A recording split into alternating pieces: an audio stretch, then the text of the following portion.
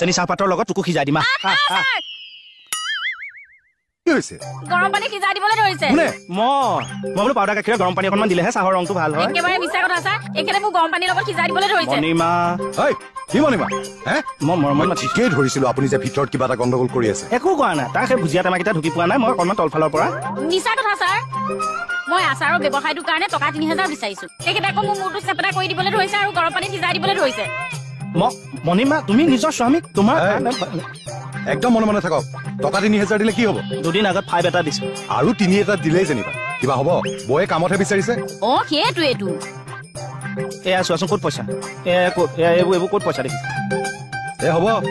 হ'ব ৰ'ব এইকেইটা পইচাৰ কাৰণে হাল্লা কৰি মৰিছে ৩০০০ দিলে হ'ব লগ বৌ বহুত বহুত ধন্যবাদ ছাৰ আপুনি যে আমাৰ আৰ্থিক দুৰৱস্থাটো বুজি পালে মই আপোনাৰ একো আৰ্থিক দুৰৱস্থা বুজি পোৱা নাই এই পইচাটো মই আপোনাক ধাৰত দিছো আপোনাৰ দৰমহা হলে মই কাটি লম আহিছো মই ধাৰ চাৰ মাৰিবলৈ নাই কোনে মাৰিব বাপাৰৰ ভেটি মাটি বেছি দে ছাৰ চাহকাপ খাই নগ'লে ছাৰ ছাৰ